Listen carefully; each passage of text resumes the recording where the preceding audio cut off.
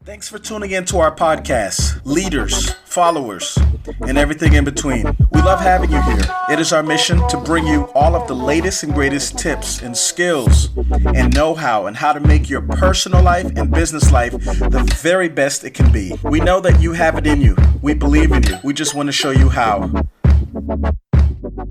She is a business coach. She is an author. She is a community leader. She is a philanthropist. She's going to be talking to you today about how you can pivot through a pandemic. Yes, I said it. We're going to be pivoting through a pandemic. Ladies and gentlemen, please welcome the Honorable Sharon Gill.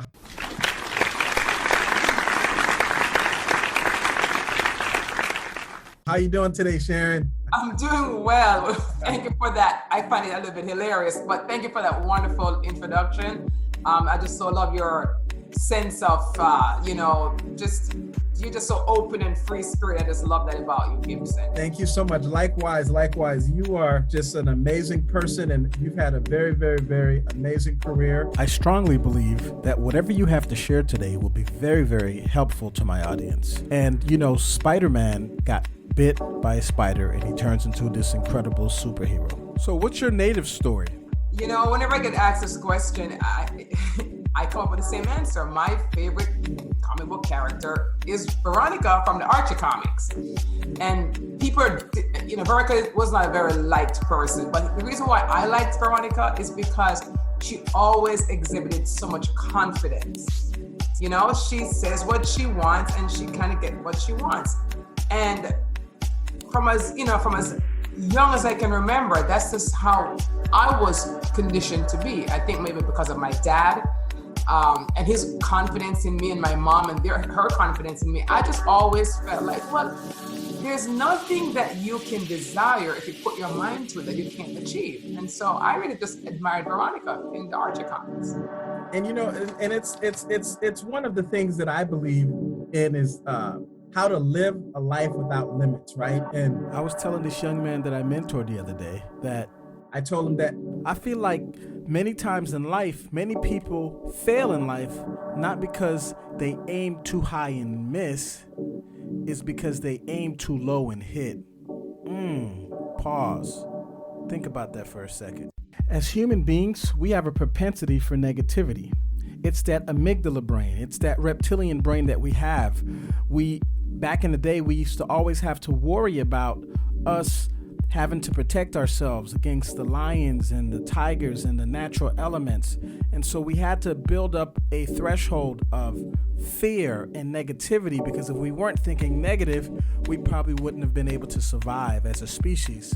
Now, we still have that propensity. For example, someone can say a million glowing things to you on social media, but that's not what you're going to focus on. You will focus on that negative thing that person has said to you, that one negative comment. How do you recommend dealing with negativity? Well, you're right. It's about mindset for me. So I have a daily practice of what I call God formations, right? And I actually included these God formations in a course I've written on confidence. And my God formations are really just scriptures that I've taken out of the Bible. Scriptures like, I am the apple of God's eyes. Scriptures like, I can do all things through Christ who strengthens me. Scriptures like, nothing is impossible with God. So I have my daily God formations moment. So I am prepared, because negativity is always around us, right? We can't avoid it. It's in our families. It's on the television. It's in the news. It's at our workplace.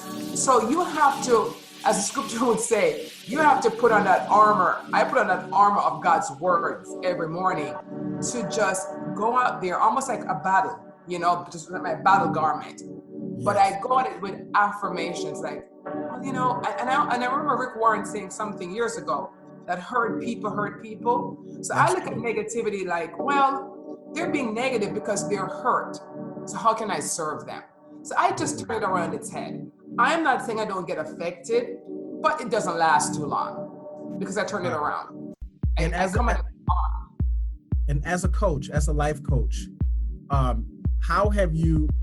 what tools and what strategies you use when you have a client or someone that you're mentoring that falls into that depression, how do you get them to swing back to the positive?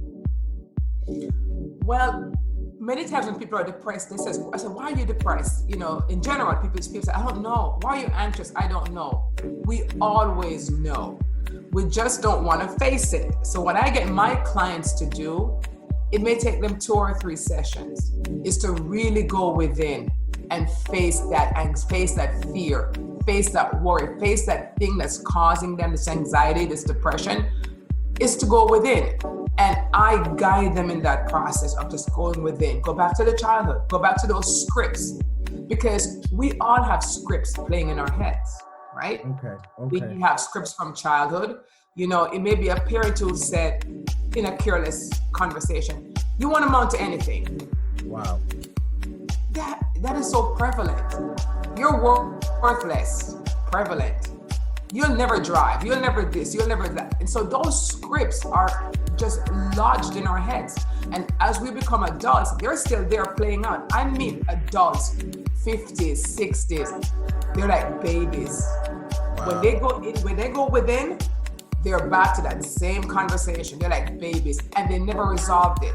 So I get them to actually write down the pain points, journaling, almost like writing a memoir. And just look at it, take it out of head and mind and put onto paper where it has less meaning. Wow. And facing that inner conversation, because that's what causes it. You know, what is anxiety? Worry about the future, or worry about the past. That's what creates, depression is worrying about the past, what happened already. Anxiety is about worrying about the future, what hasn't happened yet. That's beautiful. Can you say that again? That is so profound. Yes, I mean, it's not original to me, but depression is worrying about the past, what has happened. I'm depressed about what has happened, or I'm anxious about what is to come. Okay. So a lot of the adults who are depressed is because of something that's happened in the past, something that they went through. It could just be even a conversation. It could be something physical. But they have the power that they have to change that is to taking it out of their head, out of that space, and for me, putting it in writing, looking at it, facing it, and comparing it to who you really are. How does God see you? Wow. So reframe the narrative. Exchange those negative scripts for positive ones, especially if you're a person of faith. For what does God say about you? I love that. And it's very powerful, because I remember hearing the story of a woman who every Thanksgiving, every year, she would take the turkey and she would cut the legs off. And as she would cut the legs off, one day she just asked herself, why do I cut the legs off the turkey every year? So she went to her mother, because her mother obviously taught her how to cook, and she said, Mom, why is it that we always cut the legs off the turkey? It doesn't make any sense to me. And her mother went to her mother and says, Mom, yeah, when you taught me how to prepare turkeys, why do we cut the legs off? And her mom just looked at them, both of them, and said, oh, I forgot to tell you, back in the day, during the Depression, we had such a small oven that if I didn't cut the leg off, it wouldn't fit into the oven. So here we are, multiple generations later. And I think that's what happens, right? That's what persists. Some of the old things of our past keeps creeping into our present. And yes. I call it stinking thinking, right? Yeah. Letting the top thoughts of the past, limiting beliefs. And we got to defeat those limiting beliefs, especially now. It's so prevalent. Everyone keeps telling me. I had a business associate call me the other day, and I felt like he was just dumping on me, just telling me like, oh, business is down and all this stuff. And usually I'm a listening ear. And I told him, I said, Bruce, I said, listen, brother. I said, man, I appreciate you. I said, but I'm at a certain vibrational level right now that all of this negativity, all you're doing right now is telling me about the problems. All right, let's sit here. Let's work on some solutions, because all of this negativity and you telling me like how bad the economy is. I just talked to my congressman. This is what he told me. And I just checked with the stock. I'm like, you're stressing me out. I said, let's do this. I said, I understand where you're coming from, but let's work on some solutions, because there's two levels of solutions, right? I put them in two categories. The first category is things that I can control. The second category is, I call it, that's God's business. I can't control it. Right. So whenever it's like the weather and all that sort of stuff, the economy, the stock market, that's above my pay grade, Sharon. I can't control that. But I go over to this box over here that I know that I can control, which is my attitude, what's in my sphere of influence, my personal economy. I can't control the big economy, but I can control my personal economy. So I tend to focus on the things that I can control. What do you think about that? That is so true. When you talk about even the turkey story, I was reminded of, I'm rereading again, The 7 Habits of Highly Effective People by Stephen Covey, right? I love that. About 19 years ago. And I just picked it up again. I'm listening to it on Audible. And something that he said reminded me of the turkey story. How we are so conditioned, right, in our own bubbles to see things a certain way. And he gave the story about the picture of the young girl and the old woman that he had shown one group quickly a picture of a young girl and one group quickly a picture of the old woman. And then he combined the picture into one picture. And how when they were asked to look at it, all the group that saw the young girl, all they saw was a young girl. And the group that saw the old woman, all they saw in the combined picture was the old woman. And this is a picture that's been going on the internet for years. And the reason was because they were preconditioned to see that thing. And so when he got them together to explain, okay, here's how you can see the old woman. It took some time, but then they were able to see it from a different perspective. And it's just the same. We fall victims of tradition, and we get so stuck in that paradigm, really. And that's why he's always coining the phrase, that paradigm shift. And what you just said, about your friend and what you can control and what you can't control, is so true, because the only thing we can control is really our attitude about what we're going through. Yes. I wrote something yesterday and I said, you're looking for control, but remember, you were never in control. God is the only person who's really in control. That's true. We want control right now during this pandemic, but we never really had control. If we had control, this would not have happened, correct? That's true. We would have been going through this pandemic. So, only thing we can control, you and I right now, is how we're going to get through this pandemic, what's going to be our attitude in this moment. I love that. Honestly, the only thing we can control. I love that. I heard one of my good friends say one time, he said, when you change the way you see things, the things you see will change. Absolutely. So profound. So we got your native story. Where are you from? Where exactly are you from? I was born in Jamaica. I came to America when I was 21 years old. Wow. Okay. That's great. So you're an American. Now, I want to know, who are the top 3 people that have had an impact on making you the wonderful, vivacious soul that you are? Well, I will have to say, in different ways, both my parents, my mom and my dad, and I will give them credit for everything and who I was up to 21 and beyond too. But I will say 21 because I met my husband when I was 21 years old, and he has had a major impact on my life because he's also from Jamaica, but he came here when he was 8 years old, and so he was acculturated to American norms and and culture and the way you guys see things here. So when he met me at 21, I was still very Jamaican. So he taught me how to spell in the American way, because we're on the British system here. So we spell things like color different from you guys, and theater and all these different things. So he taught me how to look at things through the American prism, the norms, and how to navigate myself in the workplace, and how to ask for what I deserve, like my raises. Wow. And he was 1 year old younger than me, but we've been together for 34 years now, and he just had a huge impact on my life. So yeah, my mom and dad and my husband. And what's the third person? You can't say the Lord, because I know that's the Lord. Well, the third person I would say in my career would be, as a faraway mentor, is John Maxwell. I've just devoured his books for the last 20 years. And I've conducted a lot of his trainings with my own team. And I've just learned from him as a pastor / leader, kind of like my model, you know, I like leadership, I like ministry. I'm trying to find a way to bridge that, you know, both of those things. I love it. That's amazing. That's amazing.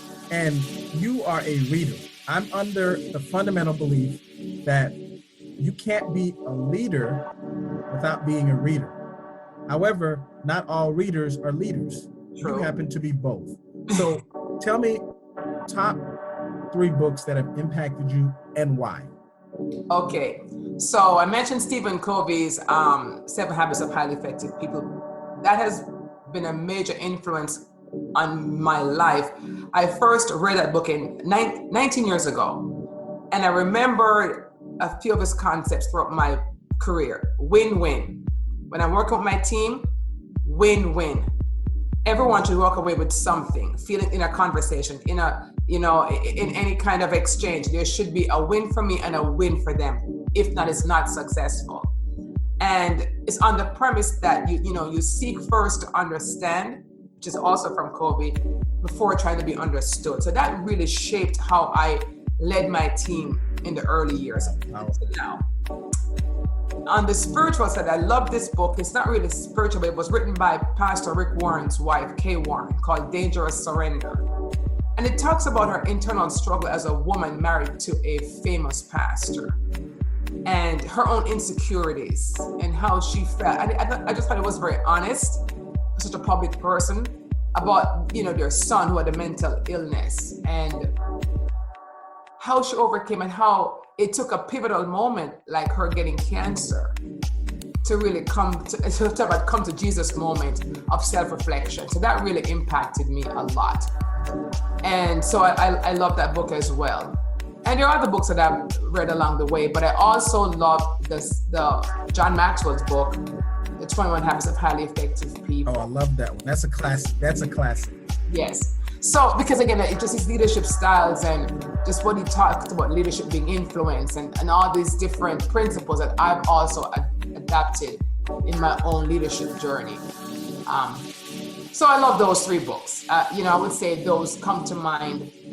I've read a lot of books, but those come to mind as standouts for different reasons. And I know those are beautiful, beautiful classics, by the way. I know that faith plays a major role in who you are as a person, and your faith is outstanding. How has your faith helped you in the workplace? Oh, my faith is everything to me. And I chose earlier to bring my faith into the workplace, right? So my faith has helped me because it's the foundation.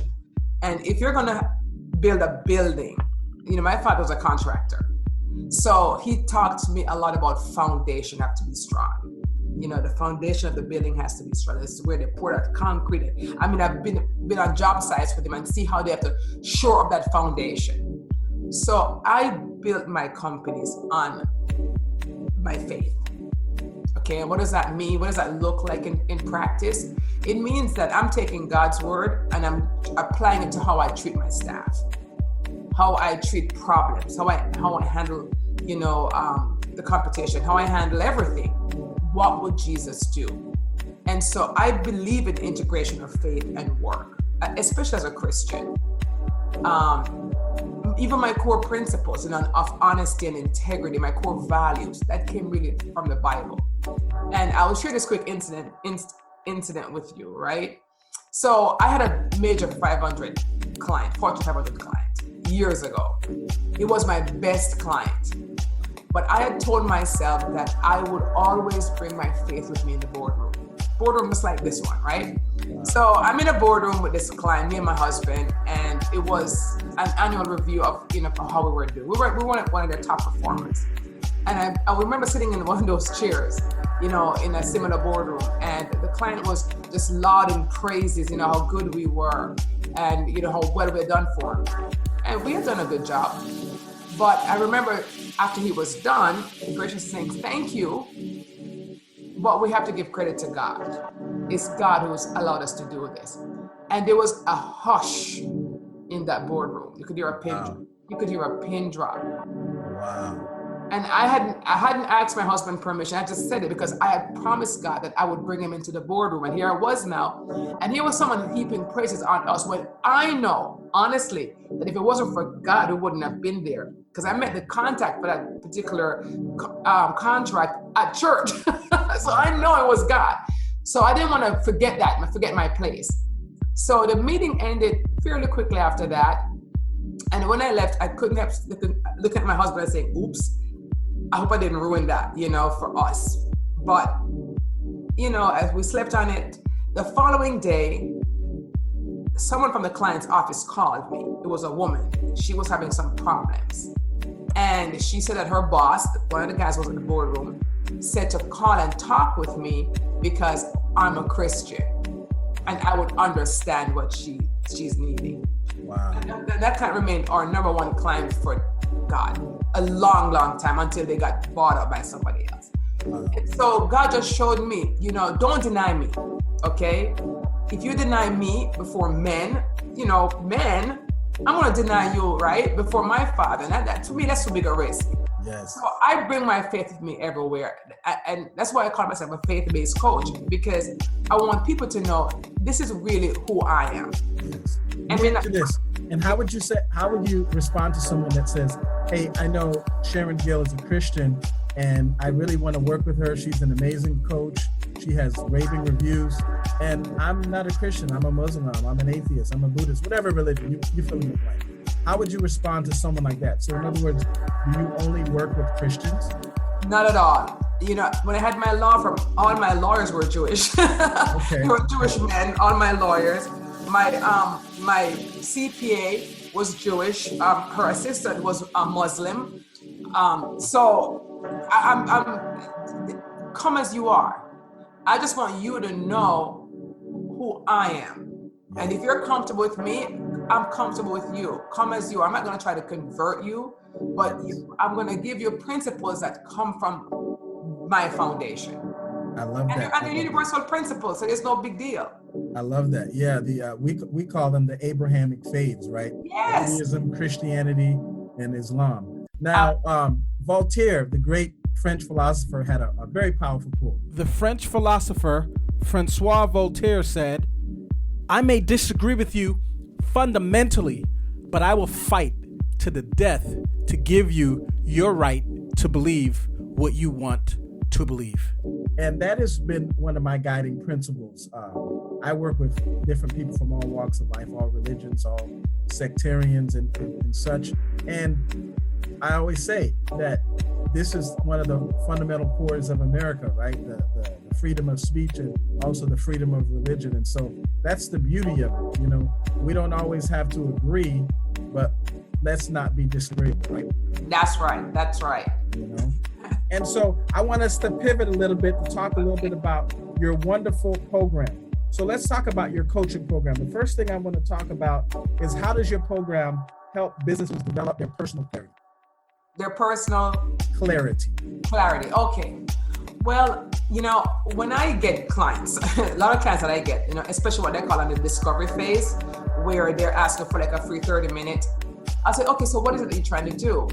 And they'll have maybe 4 or 5 ideas in their head. They want to do, they want to open a business, but they want to do a nonprofit as well, or they might be interested in ministry, or they have 2 business ideas. Well, we know that that's not going to work. It's not going to be effective. You have to be focused. You have to be clear. So I take them back to what are your strengths? What would get you up out of bed in the morning? What resources do you have right now? Because you have to have a practical side as well. Doing a nonprofit requires money, startup capital. No one's going to give you donations until you've proven that you are an entity. So do you have the money to fund a nonprofit, knowing you're not going to get any money back in for a while? So I walk them through a real self-examination process. I give them actually a long questionnaire too that do a lot of soul searching, because sometimes they have hidden strengths and hidden weaknesses. And from the answers, I'm able to bring out, okay, here's what your strengths are showing up, that may be suitable for this particular business. And so it's just walking them through, what are your passions? What are your values? what's happening in your relationships right now with your husband, your family, your kids. Because sometimes not all businesses are kid-friendly, depending on how old your kids are. So what kind of sacrifice are you willing to make right now? So I really walk them through, really thinking it through, and then choosing the one thing that they can do now. The other things can come later on. But what can you start with now? The one thing. And it's based on values, your season of life that you're in, passion, resources, all these things put together will help to shape that story of what you are qualified and clearly able to do in this moment. So you basically help them contextualize where they're at right now. In other words, let's take a snapshot of where you're at. And it's very fascinating because when you talk about taking a strengths assessment or probably doing a SWOT, your strengths, your weaknesses, your opportunities, and what's the T on there again? Threats. Yes, thank you so much. That's the MBA classes coming back together. But then Warren Bennis had a quote where he said, the effective leaders essentially take their weaknesses to the point where they staff around their weaknesses to the point where their weaknesses become irrelevant. What do you think about that? I like what John Maxwell says about weaknesses. He says, if you are a 3 in something, right? That's your weak. 3 out of what? 3 out of what? Out of 10. Okay. No matter how hard you work, you may get it to a 5. So if you work really hard on that 3, it'll get to a 5. Real hard. A 5 is still not good enough. It's still not good enough. So don't work. This is his premise, and I agree with this. Delegate the weaknesses. If you are a 7 or an 8, work hard. Get that to a 9, maybe even a 10. That's where your effort should lie. So sometimes we as entrepreneurs, and this is exactly what happens with entrepreneurs. They want to do all these different things. You're not suited for those things. Maybe you're a visionary. Maybe you can see things out there. Maybe you can invent this thing, or you're gifted for this area, but you're not gifted for these other things. Delegate those things, shut those things, minimize those things, and focus on your strength area. And a lot of times we want to control everything, but we're not good at it, and we make a mess of it. So self-assessment is key. What am I good at? Like I never liked admin too much. I like leading. So I always hire the most brilliant administrators. They know all the programs, Slack, the different, the online productivity hacks, and that's wonderful. That's wonderful. I feel like I'm the product and you guys make me look good, and we have to know what we're not good at, and don't worry about it. There are people who are as amazing at it. Yes. So that's another thing that leaders need to remember. Just delegate. Know what you're good at. That's so critical. Know what you're good at. And you also talk about growth strategies. We're in the middle of a pandemic. Some say a depression, some say a recession. We don't know until we get out of it. But how can we grow during a pandemic? How do we grow? What are some growth strategies? What do you recommend in your book? Okay. All right. So let's talk first about personal growth, because we have time to do a lot of that right now. There's nothing else to do. Yeah. So personal development, if you're a leader, a manager, an entrepreneur, anyone like that, content creator, whatever, you should be working honestly on personal development, personal growth right now. There are books being available in libraries for free, just to help everyone. There's courses being offered for free. There's webinars every day. It's overwhelming, right? Yeah. So when you grow yourself, first and foremost, you are then able to grow your company. You're going to grow in understanding, in strategies, in wisdom, in confidence. Those are the kind of people who grow industries.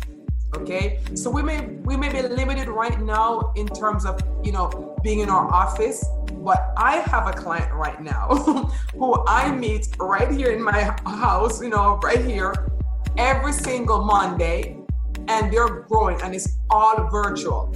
Okay, wow. I help them run their staff meetings and do their leadership training and development, and help them with their strategies, and they're growing. But they have a growth mindset. I mean, they have a beautiful fancy office in Chicago, which they can't be in right now. So someone's even in Puerto Rico right now on this call. Wow. And they are planning events and they do a lot of events, and the events were canceled. But I have heard some creative ideas, which I cannot share because it's proprietary, but of what they're doing for events, for fundraising events, virtual events. So what's the difference between that company and another company who says, oh my God, I have to cancel all my events. If you're a nonprofit, I have to cancel my charity events. I have to cancel this, or nobody's going to give anyway. That's not true. Here's what I hope. I hope the proprietary idea that you have, I hope you guys license it, trademark it, copyright it, and please do come back and share it with us, because I work a lot in event spaces, and I work with a lot of companies that do big events. We're supposed to be a big convention, a big technology convention out South Florida with everybody you could think of, and I was a part of it, and it got actually canceled, and she had to lay off all her staff or whatever. But if you come up with that idea, we will definitely help you. We'll pay you. We'll pay you top dollar to get that word out. But I wanted to say something that you said before and not go past it. You talked about having a growth mindset, and there's actually a project that I'm working on right now, and they talk about specifically kids that come from an inner city background, and there's two different mindsets. So one of them have what they call a closed mindset, and one of them have a growth mindset. And the difference in terms of the outcomes is this: whenever you look, a kid comes and he approaches a subject, let's say it's trigonometry, let's say it's quantum physics, whatever the actual lesson that the teacher has, or it can be an adult, a college student, it can be a manager, a chief executive. If they approach whatever problem that they're having from a perspective of a closed mindset, says, hey, this is giving me difficulty. A language I'm trying to learn, it's giving me difficulty. A program, a software I'm trying to learn. So a closed mindset, they're going to be more susceptible to it. But a growth mindset says this: I may not be as proficient in this particular area right now, or I may not know this program right now. I may not be good at technology, Zoom meetings, and all this stuff. However, if I have a growth mentality, it's an inch, it'll be a century. What do you think about a closed mindset versus the growth mindset? Well, it goes back to how did that start? Let's go back to inner city youth. How did that start? All right, so let me give you a real practical personal experience. So, okay, so as you may or may not notice, but I'm also an ordained minister. So in 2004, my husband and I actually launched a church, and we felt called to the inner city. So we launched a church in a inner city neighborhood, in a school. And our first and most consistent members were middle school boys. Okay, middle school boys. We met them when they were between the ages of 7 to 11 when we had our church. How do we meet them? We were in the neighborhood canvas, giving out flyers to say, hey, we're going to start this church, come to church. We met these boys playing. What do boys play in the inner city? They play basketball. So they were shooting balls. They had on their shorts. And we handed them the flyer, and we said, hey, we're having a church starting at your school on Sunday. So they said to us, how should we come to church? Of course, I said, come as you are. Like what Jesus would say, come as you are. Just come as you are. Well, they came as they were in their basketball shorts on Sunday. So that was the beginning. That's who they were. Let me tell you something. I was the teacher for middle school, Sunday school. And I began to sow in those boys' minds. I said, you guys, all of y'all, you're going to be senators, you're going to be doctors, you're going to be lawyers, you're going to be these great men. It was mostly boys. It was 90% boys. And they were the church. You're going to be all these great things, and then you're going to come back to your neighborhood and you're going to make it better. Now, fast forward, we're talking about now 15 years, 16 years. Okay. Every one of those boys went to college, graduated. Some are in medical school, some are in law school. these were kids that another person would look at them and say, inner city youth. I looked at them and said, this is what you can become. You're going to be lawyers, doctors, senators. So I put a different script in their head. Okay, we had them for about 5 years, and then we disbanded the church for reasons.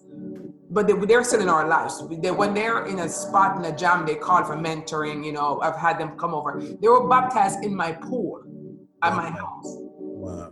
And we really, when I tell you, Gibson, we invested in them. They were on what we would call one side of the tracks, and we were on the other side. So I brought them over to our side to see how African Americans can also live. Okay. Yeah, it's funny that you say that, because I always say this. I've done mentorship programs and inner city programs, and I always say this to people: the value of an inner city program, it's very simple. You can't be what you don't see.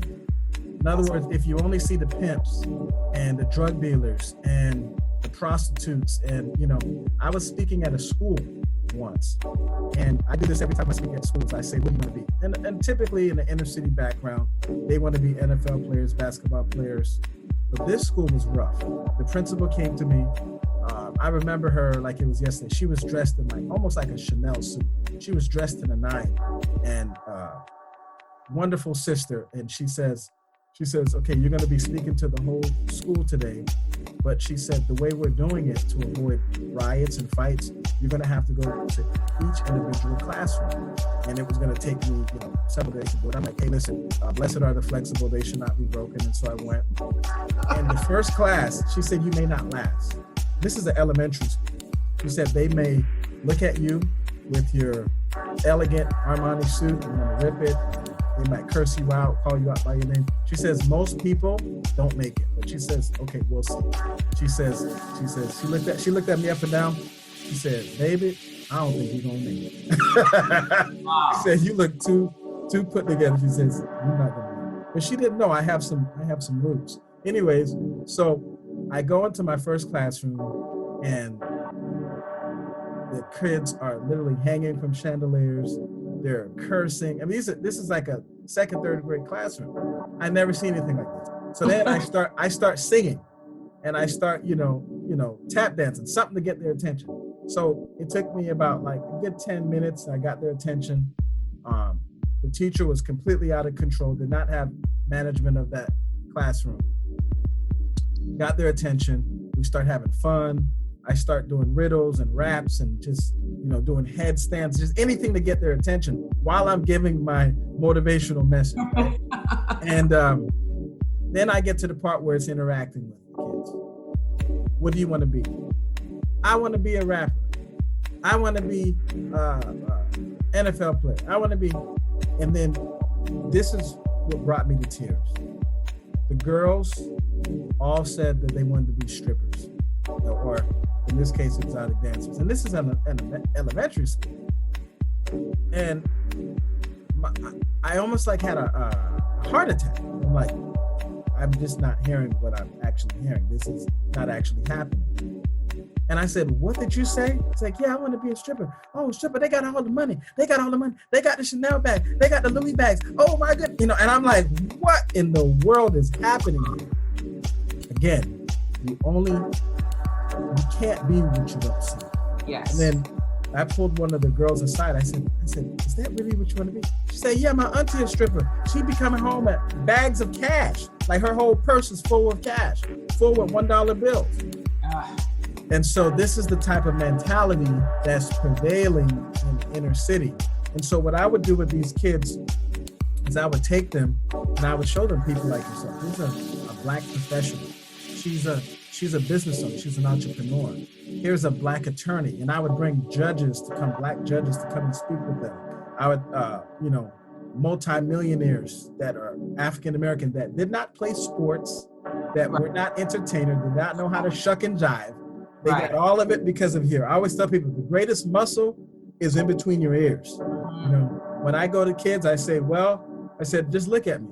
I said, I couldn't go to the NBA, but I surely got my MBA and got some of this money. And I didn't have to rob nobody or steal for nobody. I didn't have to tap dance or, hullabaloo. I didn't have to do any of that. It was all because of this muscle that I used to get it, And so I love the fact that you said that with the kids. You cannot be what you don't see. Cannot.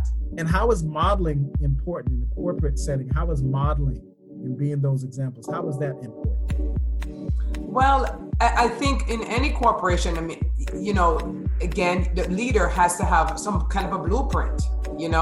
Maybe this should study a successful company. What is your competition? One of the best person to study or is in business is really your competitor. What are they doing that's working well for them? Take the best parts. It's not copying. Take the best parts.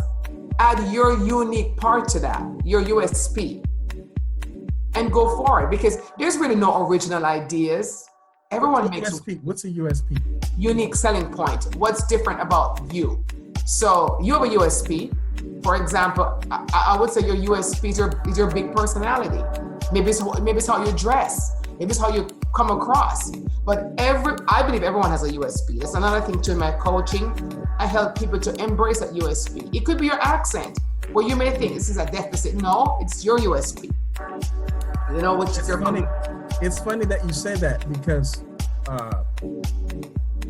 many years ago, I got a chance to speak to the illustrious Cindy Crawford, and we were talking, and I was talking to her about her modeling career, and she told me that she has a mold on her face, and she said that was when she began to embrace it. Someone actually found her in a mall, and when she embraced that became the symbol of beauty, not just here in America, but all over the world. Something that initially she was ashamed of, initially she tried to hide, became the global symbol of beauty. I think at one point, Time Magazine and People Magazine listed her as the most beautiful woman on planet Earth. Can you imagine that? I remember it was her mold. Yeah. And she was, at the time that I met her, I think she was like 50 years old. And my goodness, time definitely bode well with her, And it was, it was definitely the most beautiful woman I ever met was my wife, but probably a good second would be Cindy Crawford. But it's taking your weaknesses and almost doing a judo strength. Exactly. The perceived weakness is like Cindy's mold. Mold is like it's something that's raising up from here. But I remember everyone trying to put a mold there with pencil because of. So that's exactly the point. Taking what others may perceive as a weakness. It could be a mole, it could be a scar, it could be your complexion, it could be, just so many things. Getting the confidence to embrace that thing as your USP, as the thing that makes you different. And each company too has to find a way. How do you do services different? When my husband started his law firm, right? We began it together 27 years ago. And he said, Sharon, here's what I want to do differently from other lawyers. I want to actually have customer service. I want to have a good relationship with my clients, because lawyers are notoriously bad at returning calls, following up with their clients, and keeping them informed. So my role in that company was to create a top-notch client relations department. That's what we call it, client relations. So our clients they loved us. We were always proactive with information, preemptive with everything, follow up. We made it like, it was like a business that did law. You see what I'm saying? Wow. It wasn't a law firm. It was a business that did law. Wow, that's beautiful. I love the way you see that. And you want to help companies do this, and we want to make that available to our audience. What's the best way for people to get on your coaching program? Because I feel like during this time, I was talking to one of the best business coaches I've ever heard of. He's now retired, and I was getting some consultation from him, and he said firms will do better if they hire people such as yourself, because right now you got to run offense. You got to. They said statistics show that companies that do advertisement and marketing during recessions and economic challenge times. When we get out of it, those are the ones. What I've been doing is my previous clients and clients that I've done business in the past, I've been calling them up, helping them fill out government forms, helping them being a resource of information so that when we get out of this, who do you think they're going to call? They're going to call me. Who do they give business? They're going to give me business. Why? Because I'm helping them beyond my own personal benefit at this particular point. So how can people get in touch with you? How can they get on the Sharon train? Well, I have a website, it's even my name, SharonGill.com, and there's a contact form in there. You could just fill it out, message me through that. And I'm very responsive. Fortunately, I have my phone on at all times. So my website is the easiest way, SharonGill.com. And what you just said, Gibson, sounds so counterintuitive. Where companies don't want to spend money during a downtime or time of scarcity in their minds, but that's the time when they really should be investing, like you said, in the development, in the coaching, in the marketing. This too will pass, like all viruses do. Yes. It's going to pass. But yes. Who is going to be left standing? Yes. Are those who prepare right now in the weak spot. One of my favorites, Cheesecake Factory, just went down. I know. Neiman Marcus just went down. I'm like, come on, these are like my favorite places. They're declared for bankruptcy. And have you always been a person of faith? Like, was there? What I'm interested in hearing is there something that happened in your life that proverbially brought you to your knees or brought you to faith? So it's a two-part story real quick. So I got saved when I was 12. My grandmother was a big influence in my life. So when you say saved, does that mean you were drowning in a pool and someone pushed you out of it? What does that mean? Okay, I came to a point in my life when I made a decision that I was going to accept Jesus, as the Lord, the ruler of my life. So you surrendered, in other words, you surrendered yourself to God. I did. I was 12 years old. I remember that moment.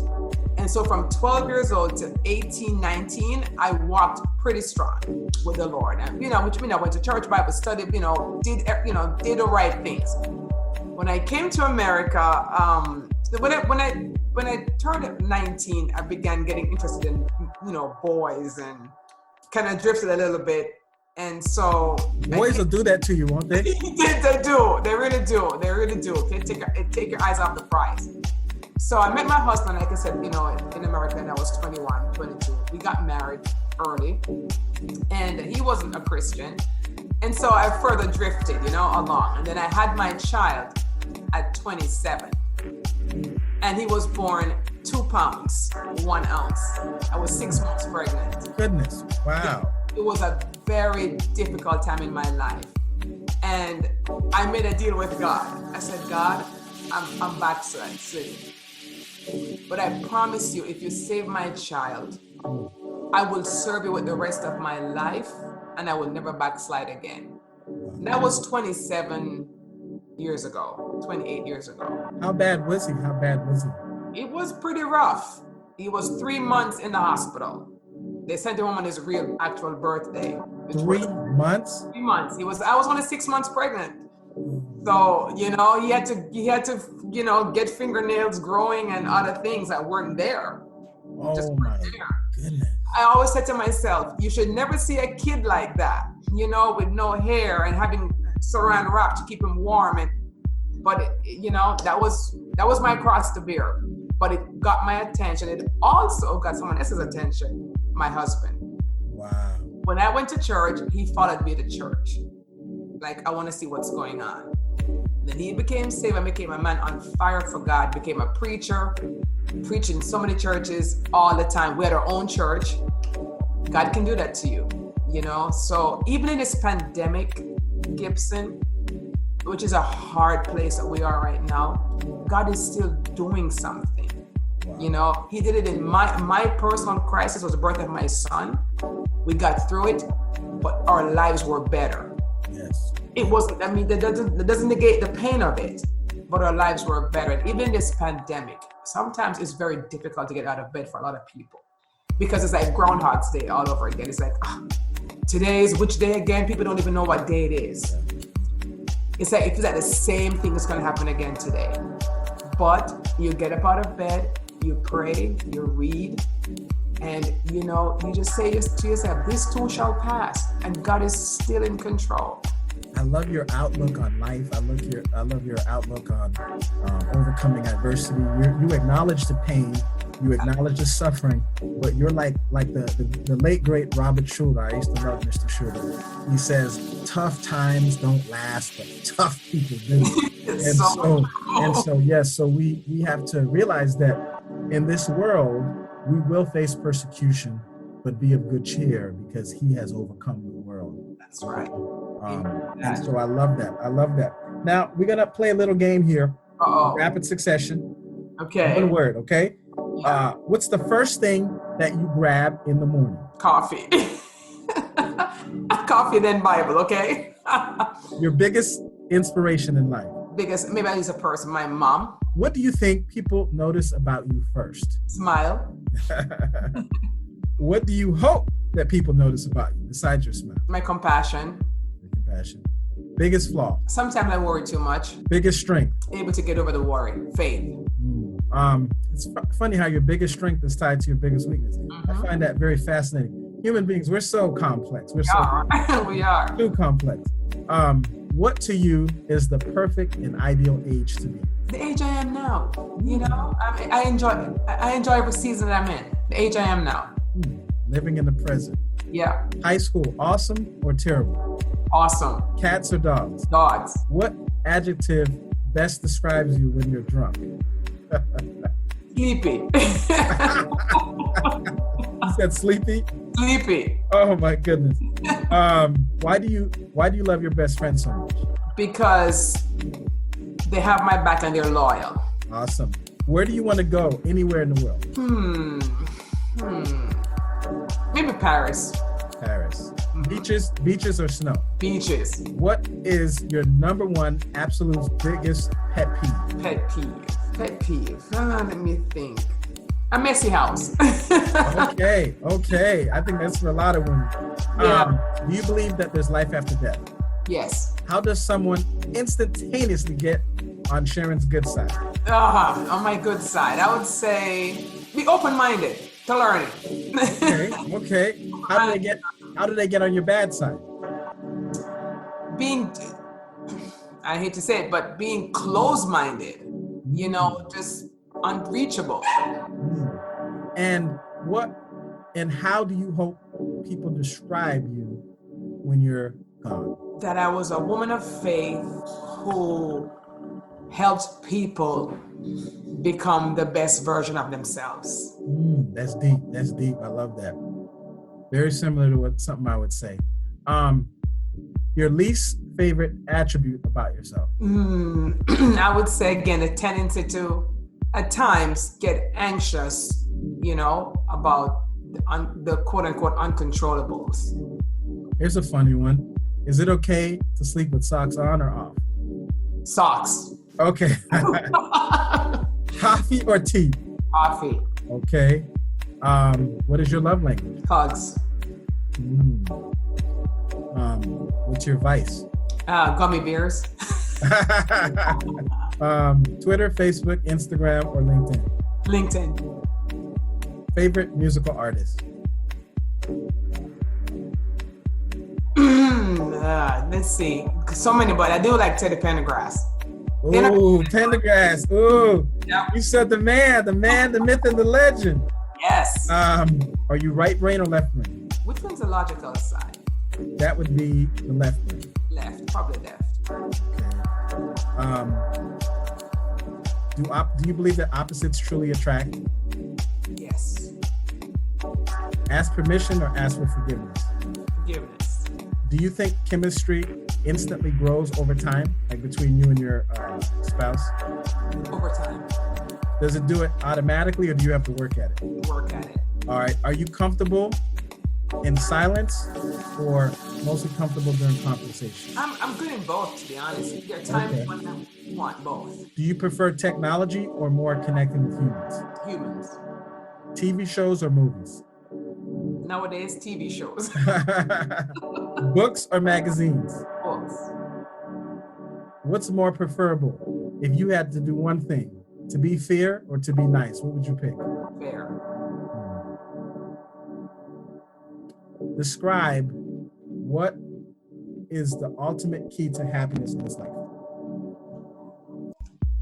Well, I would say for me, faith, honestly, faith in God and having good communications with those you love.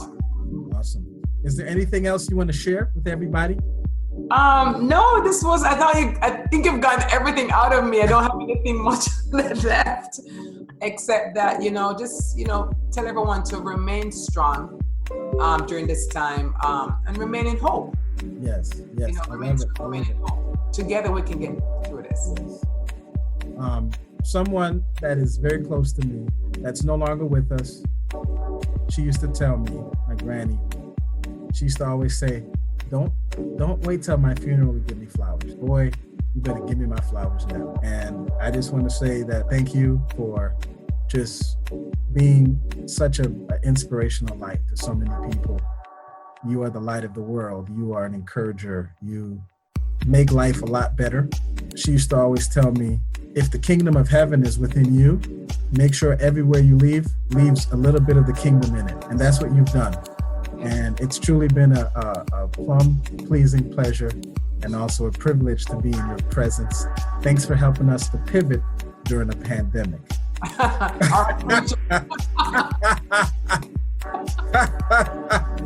Very welcome. That's your next occupation, okay? Profession. Go in the pulpit. Thank you.